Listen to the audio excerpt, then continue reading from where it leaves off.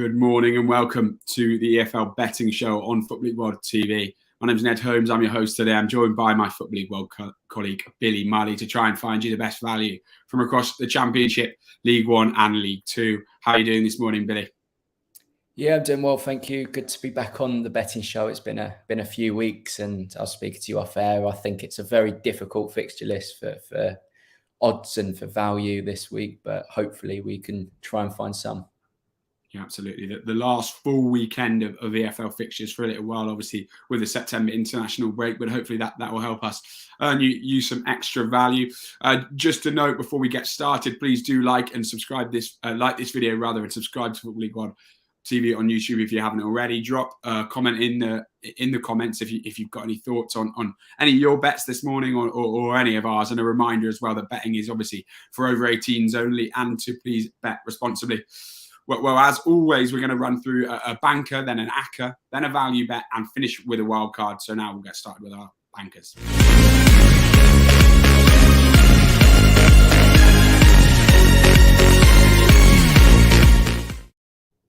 Billy, well, I'll come to you first, but before I get to mine, what's your banker this week? I'm all aboard the Leyton Orient train at the moment, and I've got them to win again against Walsall at 17-20. Been a very, very good start under Richie Wellens, kind of carrying on the positivity that he brought when he was appointed during the back end of last season. Of course, winning games in different ways. Goals are coming from different sources. Playing some very good football as well. George Moncur has been outstanding. I think Smith as well. Charlie Kelman, some really good attacking, bright options, and they're coming up against a Walsall side that haven't been able to maintain that positive start that we saw. I think they won their first two and then drew the third. Haven't really been able to back that up so far. So, yeah, I see Richie Wellens guiding his Leyton Orient side to another victory here, and at 17-20, it's actually quite good value in my eyes. But as a banker in a difficult fixture list, that is what I've gone for today. Yeah, certainly hard to disagree with that. But the way Orient and Walsall's recent form has played out, well, I'm in the Championship for my banker. I've got Burnley and Bristol City, both teams to score. That's 8-11, so fiver returns £8.64. Not particularly huge sort of return there, but I just think Robin's top scorers in the division with 18 from 9 games, but really leaky defensively and pretty error prone at the back as well. I think we saw against Norwich that their game plan isn't going to change when they come up against sort of the best teams in the Championship. So we could sort of expect them to go a little bit, not hell for leather, but certainly try and be their attacking selves up at Turf Moor this weekend. Burnley perhaps not being the most clinical at times, but I do think there's no denying the quality of their attacking players and the sort of chances that we've seen Bristol City allow. I do think they'll be able to find the net as well.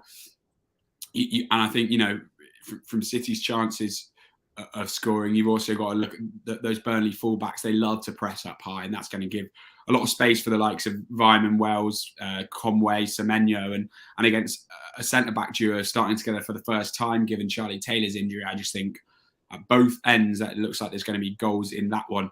So that's my banker, Bristol City versus Burnley. Both teams to score at 8-11, £5 returns, £8.64. We'll move on to our ACCAs next.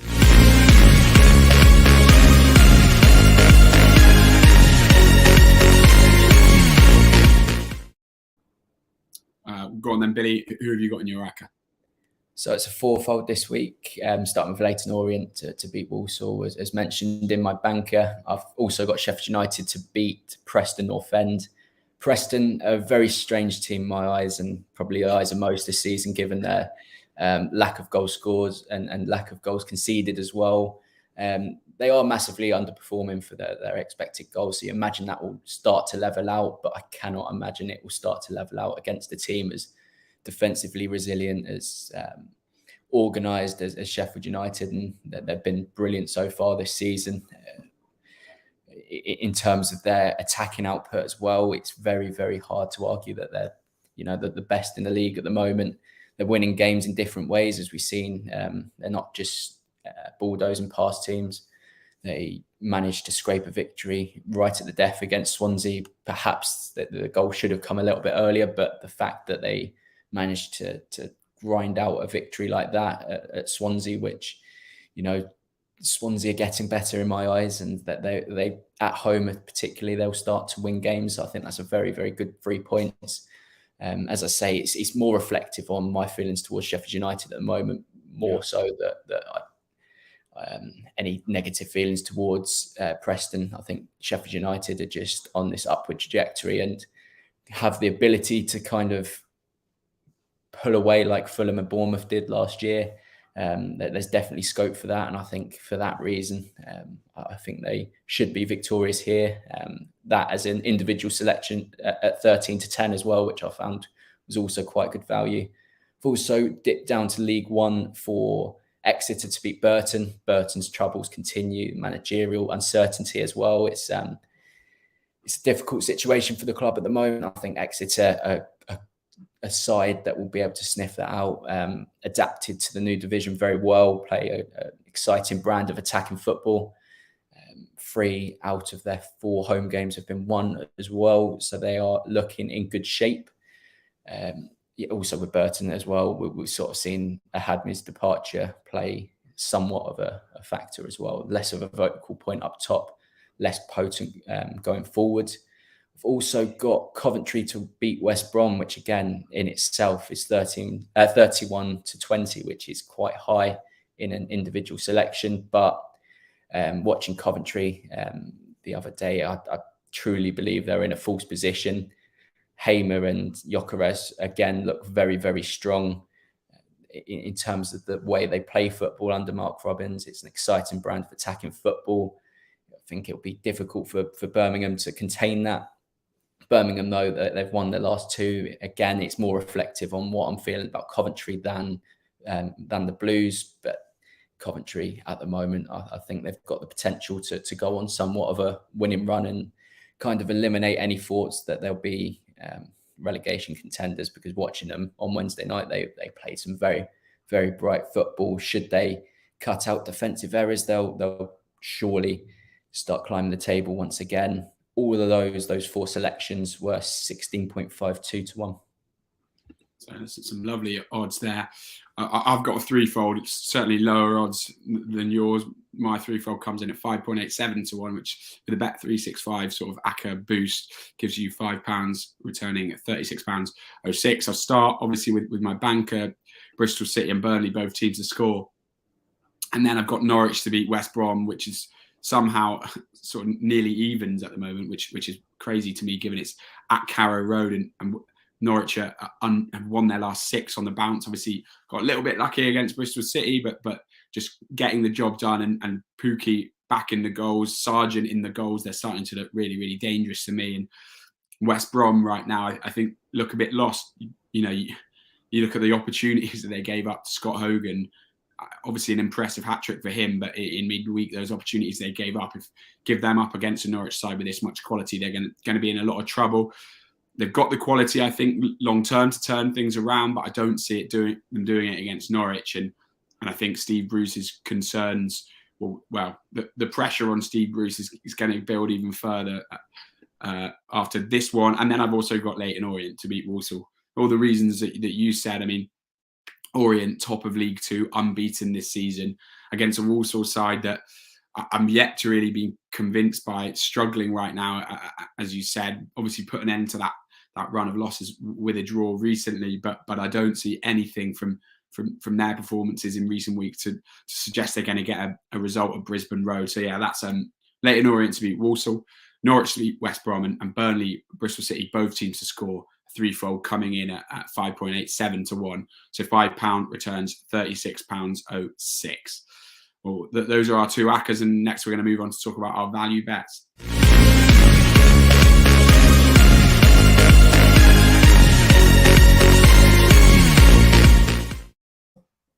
Go on then, Billy. You start us off. What have you got as your value bet?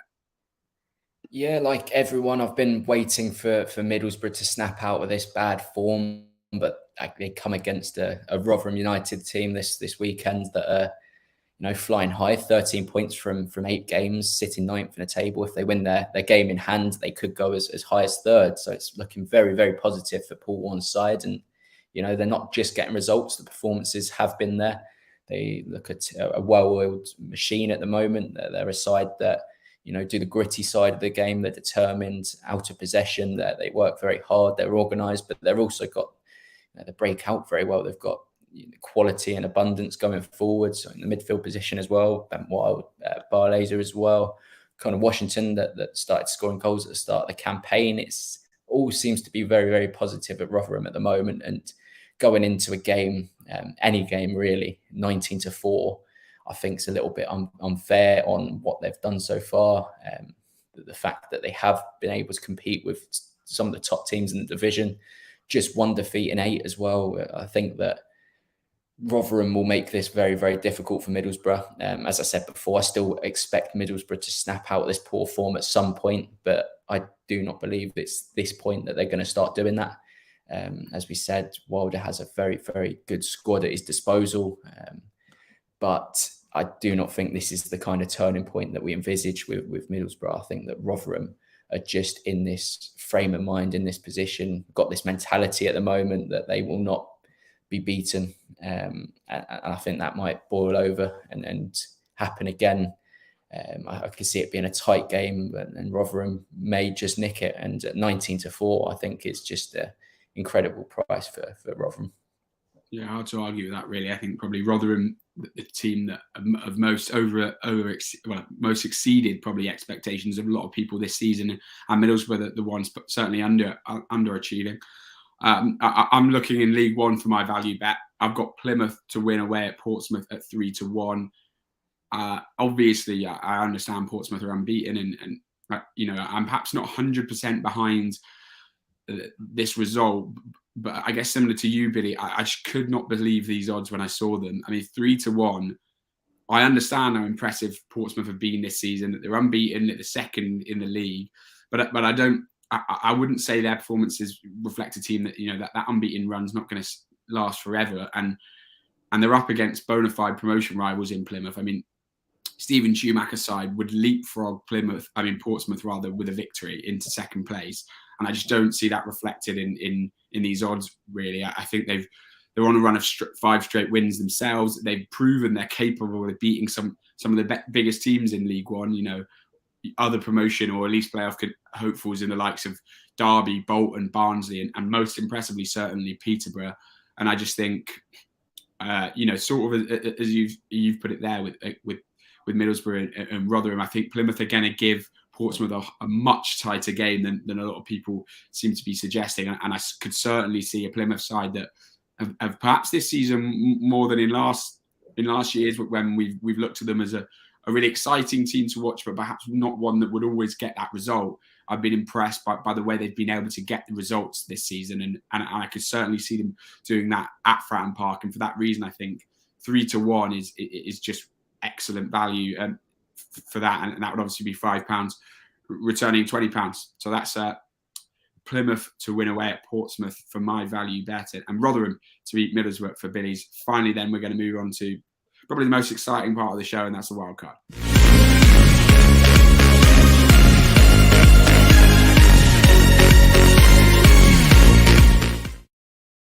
Well, the wild card bet is I guess true to its name, is where we get to sort of be a bit creative, as it were, with our betting and find a bit of value, perhaps in a bit of a more outside the box way, shall we put it. Billy, you've come in with some fantastic wild cards since we've been running this show, so I'm sure everyone's eagerly awaiting to see what you've got for us this week.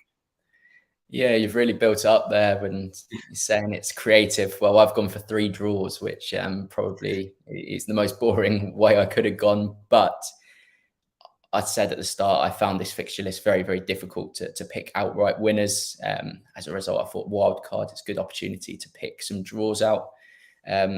Especially League One, the majority of games you could envisage ending up in a draw. But I've gone for 2 from League One. I've gone for Sheffield Wednesday versus Ipswich, a very, very good clash between 2 championship squads in my eyes. Ipswich particularly have been very, very impressive. The league table, of course, reflects that. Sheffield Wednesday have been absolutely devastating at times already this campaign. And whilst the new additions have settled in well, it's been Barry Bannon and Josh Windass who have been particularly good. I guess those 2 are ones that are we've mentioned before, are of championship quality, but there are also a lot of players that are starting to sort of follow that mould, and Sheffield Wednesday look like a well-oiled machine. Should they go on and score the first goal, then it'd be very, very difficult for Ipswich to get back in. But Kieran McKenna's side is just, they're very, very solid at the back. They've got, Harness that started off very, very well. Connor Chaplin, again, of championship quality. Striking options, perhaps, I wouldn't say concern, but there's opportunity for them to continue changing their options. We've had Ladapo start most of the campaign. He's been useful holding the ball up and linking the play, but yet to find his first League One goal. And Ahadmi, that's obviously adapting to McKenna's style of play. Tyrese John-Jules has also played up top as well and seen some joy. So for that, it's going to be a very, very competitive game. Wouldn't surprise me if it's 1-1. Both teams have solid defences, but also have that attacking firepower. The second game I've gone is Pompey versus Plymouth. I've gone against you in that one. I guess Portsmouth, that of course they haven't lost yet, but I think out of them and Ipswich, the two teams that haven't lost yet, that I think they're more prone to perhaps dropping points. And against a very, very good Plymouth side, Schumacher's taken the reins from Ryan Lowe very, very well. Of course, narrowly missed out on the playoffs last time around. And whilst some would have predicted a little bit of a drop-off, they've returned 18 points from 8 games, which is, an incredible start to the campaign. Winning games, as you say, against some very good opposition. Portsmouth, though, I think they made some very, very good business during the summer. Colby Bishop's come in and looked brilliant. Scarlett as well, another great striker. And yeah, again, this is one that I envisage being a draw, probably higher scoring than what I said about Sheffield Wednesday and Ipswich. But again, one that should be a draw. And then I've got Bradford versus Stevenage, which again, I've watched a fair bit of Stevenage this season. I've been really, really impressed. I think one thing I've spoken about when it comes to Stevenage is that people have this image of Steve Evans, the way he plays football. I think he's closed down those stereotypes this season. They've played some good attacking football in the right areas. Yes, of course, they do go long at times, but playing good football in the final third and, adding the likes of Alex Gilby, who scored an absolute stunner to win the game against Newport. They were hands down the better team against Newport. Newport side that are, of course, strong competitors in League Two. Reed and Norris up front as well caused all sorts of problems. But for me, it's the defensive solidarity. Sweeney and Piagiani and Van Kooten have been excellent for them so far, coming up against a Bradford side with lots of exciting talents. I think that this should be another draw, and I will have to come back to you after you've said, Ned, about what price this is, because I forgot to draft that down. But again, it's some good odds, I'm sure. Yeah, certainly sounds like 3 draws. It's likely to be big odds. Well, if perhaps yours was not necessarily underwhelming, but not quite as creative. Well, outside the box rather is the best way to put it. Is as I build up, I've gone for one which is really not. It's only really slightly related to the weekend's results. I've got Steve Bruce to be the next Championship manager sacked at 9-2 with Unibet. I think that midweek. Well, I know that midweek defeat to Birmingham left them 20th with 1 win in 9. I think pressure's growing on Bruce. I think the biggest thing really is that, they were poor. They finished the season poorly under Bruce, and there just doesn't seem to have been that much improvement, even with the changes made to the squad, even with bringing in John Swift and Jed Wallace, 2 sort of players that have carried Championship teams themselves in the past. They faced, as I said, a Norwich side that are flying right now, and I think a heavy defeat could really show the owners just how far and how big the gap is between West Brom and those sides at the top of the table. Given they're already 10 points adrift of the top 2, a heavy defeat I think could really mean the owners feel that they're perhaps forced to to make a decision. The international break's obviously a good time to bring in a new manager, 2 weeks until the next West Brom fixture. And I think obviously West Brom will have some players away, but it gives whoever the new manager is time to sort of get used to the club ahead of a busy October, November schedule, which ahead of that World Cup winter break, if you're looking to change manager there, I think that's a huge risk to change the manager then. If you're looking to change the manager after that, I think you're taking a huge risk as well, because so many games are going to be played then. You could be giving whoever's coming in an absolutely massive gap to close down if these difficulties continue. So I just think, we've seen the West Brom ownership be pretty brutal in the past, and I do think a sizable defeat here, or perhaps even just a comprehensive one, or perhaps even just a defeat, might mean that the West Brom owners decide to pull the plug. So that's Steve Bruce to be the next Championship manager, stacked at 9-2 with Unibet, that is, and £5 returns, £27.50. Billy, did you get a chance to look at those three draws? I did, yeah. My free boring draws comes in at 35.96 to 1. Well, there's certainly nothing boring about those odds, Billy. Well, yeah, those are our 4 bets: our banker, our ACCA, our value, and our wild card this week.